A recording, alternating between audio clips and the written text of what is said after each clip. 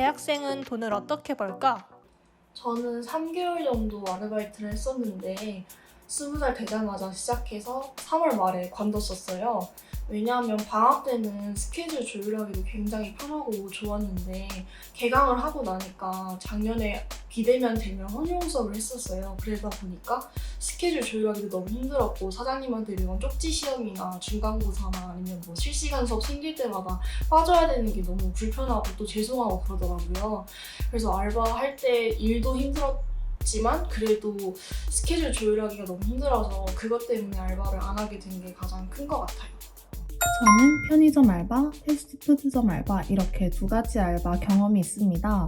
먼저 패스트푸드점 알바 같은 경우에는 매장 특성상 매우 바빴고 손님 응대, 매장 청소 등 아르바이트생이 신경 써야 될 부분이 매우 많았습니다. 알바가 끝나고 집에 돌아오는 길은 거의 녹초가 되어서 힘들게 돌아온 기억이 있습니다. 그로 인해서 따로 공부를 하거나 자기 개발에 힘쓸 시간을 많이 가지지 못했습니다. 또한 편의점 알바의 경우에는 제가 거주하고 있는 지역과 거리가 매우 멀어서 왔다 갔다 통학하는 데 많이 힘들었습니다. 저는 편의점 아르바이트를 했었는데요. 아무래도 다양한 사람을 만나고 사람을 상대해야 하는 서비스직 아르바이트이다 보니 감정 소비가 심했고 진상 손님을 대하는 것이 힘들었습니다. 또한 음료수나 물류를 정리하다 보니 허리가 아프고 체력적으로 많이 힘들었어요.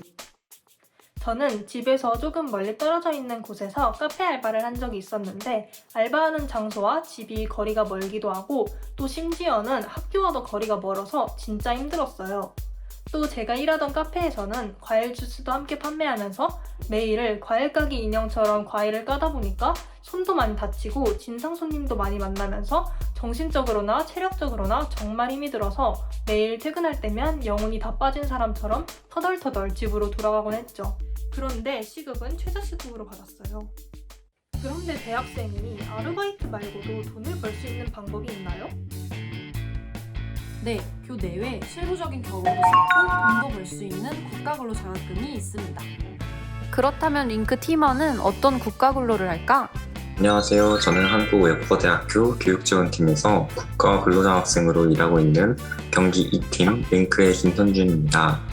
국가근로장학생으로 선발되어 지금까지 열심히 일해오면서 가장 좋았던 점은 제 전공과 적성을 살린 업무를 할 수 있었다는 점입니다. 제 전공인 일본어 통번역을 잘 활용하여 교육지원팀에 업무차 찾아오시는 일본인 교수님들 그리고 일본인 교환학생들을 원활히 응대할 수 있었고 제가 부족한 부분이라고 생각하는 영어도 다른 국가에서 오신 교수님들, 교환학생들을 응대하면서 자신감을 얻을 수 있었습니다.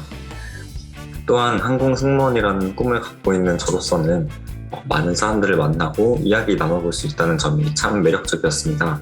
결과적으로 저는 한국장학재단의 국가근로장학생 활동으로 꿈의 한 발자국부터 가까워질 수 있었습니다.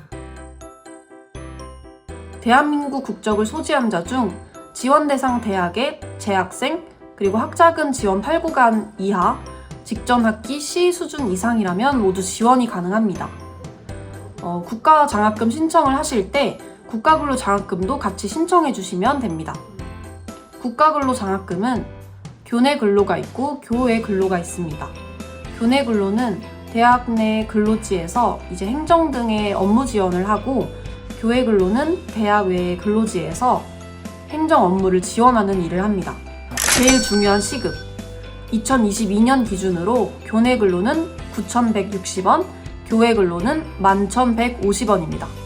근데 자칫 나도 모르게 부정 근로를 하는 경우가 발생하기도 해요. 첫째, 허위 근로. 근로를 하지 않거나 근로를 할 수 없는 상황이지만 근로를 한 것처럼 출근부를 작성한 경우, 그리고 두 번째, 대리 근로. 선발된 근로장학생이 아닌 다른 친구가 근로를 대신해주는 경우, 그리고 세 번째, 대체 근로. 실질적으로 근로한 시간과 출근부상 입력한 시간이 다른 경우. 이렇게 세 가지 상황만 조심해서 정정당당한 근로장학생이 되도록 노력해주세요. 저는 학과와 연계할 수 있는 일이 많아서 학과 역량을 키우고 싶은 학생, 그리고 알바가 처음인 학생, 그리고 주말엔 푹 쉬고 평일에 알차게 용돈벌이를 하고 싶은 학생에게 추천드리고 싶습니다. 또 각각의 장점을 말씀드리자면 교내 근로는 다른 과 친구들을 많이 사귈 수 있고 거리도 가까워서 수월한 출퇴근이 가능하다는 점이 장점인 것 같습니다. 그리고 교외 근로의 장점으로는 직업 연계형으로 직무를 먼저 체험해 볼 수 있어서 경험을 더 많이 쌓을 수 있고, 그리고 교내 근로보다 교외 근로 시급이 더 센 게 제일 큰 메리트라고 생각을 합니다. 여러분, 다음 학기부턴 힘들게 알바 구하지 말고 사무적인 경험도 쌓고 장학금도 받을 수 있는 국가근로 장학금 놓치지 말고 신청하세요.